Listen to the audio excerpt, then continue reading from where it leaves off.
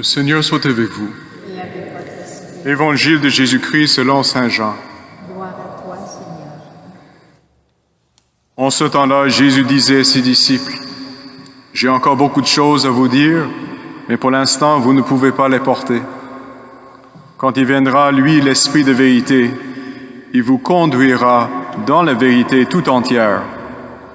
En effet, ce qu'il dira ne viendra pas de lui-même, mais ce qu'il aura entendu, il le dira. Et ce qui va venir, il vous le fera connaître.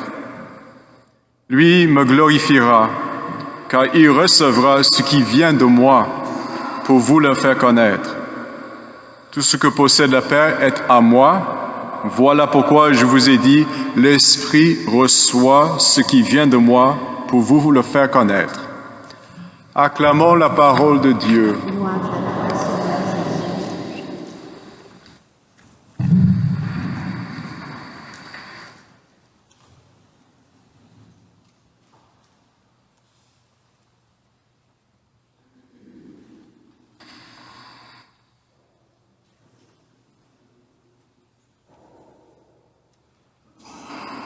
Quand nous faisons le cours de catéchèse aux enfants, nous les présentons les mystères de la foi. J'insiste que le mot mystère est mal compris, mal connu par les jeunes. Donc pour eux, le sens de mystère, c'est quelque chose de caché. Oui, il y a cet aspect, caché à nos yeux, mais je précise que le mystère, c'est la réalité de Dieu en lui. Donc, si nous regardons des choses du point de vue de Dieu, nous pouvons comprendre telle réalité, tel mystère. Mais il y a certains mystères que les hommes et les femmes ne peuvent pas connaître sans avoir reçu la révélation. Et cette révélation a été le principal œuvre de Jésus dans sa prédication, faire connaître le Père. Mais le Seigneur est parti après Pâques. Il a envoyé l'Esprit de vérité, l'Esprit Saint, qui a fait connaître davantage les paroles du Seigneur aux apôtres. Et pendant la vie des apôtres, après le départ de Jésus, ils ont propagé cette révélation à toutes les églises où ils ont fondé. Saint Pierre, Saint Paul ont fondé l'église à Rome. Saint Thomas en Inde. Saint Matthieu, je pense, si ma mémoire est bonne, en Éthiopie. Saint Barthélemy en Mésopotamie, en Irak. Et les autres dans le monde connu autour de Méditerranée. Et le mystère principal, c'est-à-dire la réalité divine principale, c'est qu'il y a un Dieu en trois personnes. Père, Fils et Saint-Esprit. On dit que Dieu est seul, mais nous ne pouvons pas dire que Dieu est solitaire. Alors, il faut décantiquer cela un peu. Dieu est seul, c'est-à-dire il n'y a aucune créature, aucune chose comme nous, dans le monde, dans l'univers entier, qui est égal à Dieu, qui est aussi grand, aussi éternel, aussi puissant. Il n'y a aucune créature, parce que la définition de créature, c'est un être limité, fini ou finite. Mais Dieu est infini, sans limite. Il dépasse tout l'univers. Donc il est seul avec cette, si vous voulez, cette qualité. Mais il n'est pas solitaire, parce que ce qu'il est, dans cette éternité, dans cette divinité, dans cette réalité qui nous dépasse, il est Père, Fils et Saint-Esprit ensemble. Trois personnes divines, distinctes entre eux, mais jamais divisées et jamais séparées. Alors nous disons que le Père est éternel le Fils est éternel, le Saint-Esprit est éternel, mais il n'y a qu'une éternité.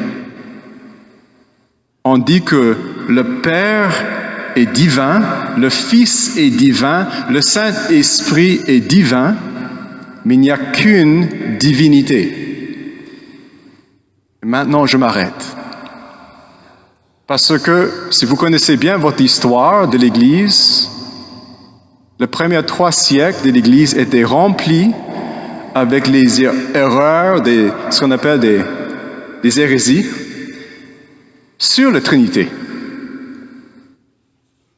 Et il y avait deux erreurs principales.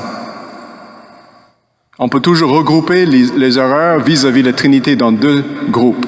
Premier groupe, il veut diviser et séparer les personnes divines. Donc, les gens voient que Jésus n'est pas le Fils de Dieu naturel. Il n'est pas consubstantiel à son Père. Il n'est pas égal à son Père. Ils voient qu'il est juste un homme choisi par Dieu, quelque chose de même. Non, il est le Fils naturel, engendré dans l'éternité par son Père, qui lui est égal à tout point de vue. L'autre erreur s'appelle le modalisme. Il ne veut pas voir une trinité de personnes. Il veut juste dire, il y a une personne, mais qui change un peu son visage. Ok, ça c'est l'erreur de modalisme. Mais alors, il faut dire encore une fois que la trinité de personnes est la réalité en lui, en Dieu. Mais ce qui est remarquable, c'est le centre de tout aspect, de tout ce qu'il tente de faire dans l'univers, et surtout dans notre rédemption. Nous avons reçu le baptême au nom singulier du Père, du Fils et du Saint-Esprit. Tout ce que nous célébrons ici à la messe, nous le faisons toujours en nommant le Père avec le Fils dans l'unité du Saint-Esprit. On nomme toujours les 3 personnes. Vous voyez? Donc c'est au cœur de notre vie chrétienne. Pourquoi? Et simplement, parce que Dieu, nous ne pouvons pas séparer son activité de ses personnes. Ok, je vais répéter ça parce que ça c'est un point clé. Dieu ne peut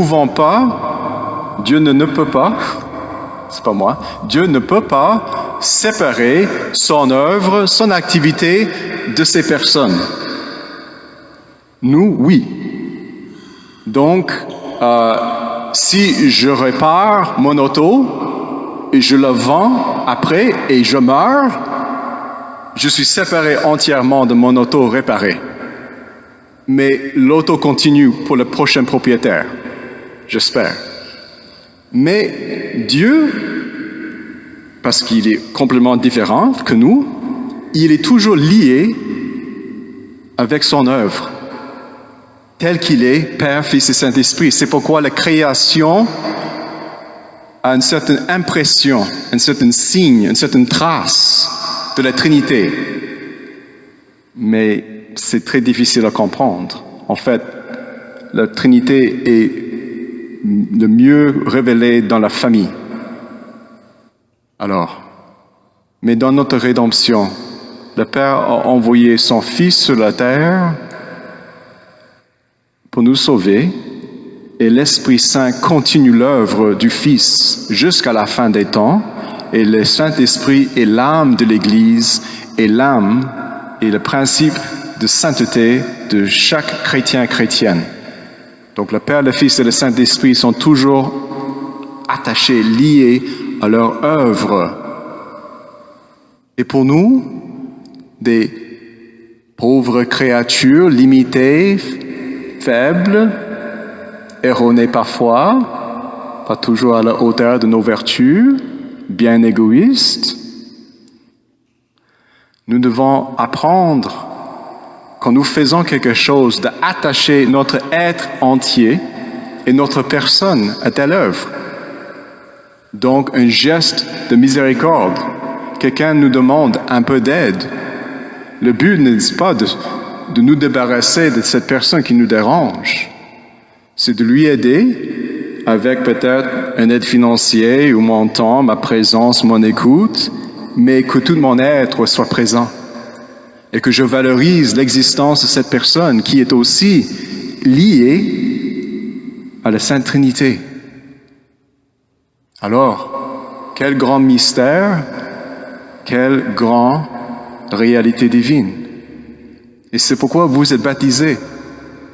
C'est pourquoi vous venez à la messe chaque dimanche ou samedi après-midi. C'est pourquoi vous connaissez la parole du Fils. C'est la réalité. La réalité n'appartient pas exclusivement à nous. Nous découvrons plus la vie, la réalité avec le Seigneur. Amen.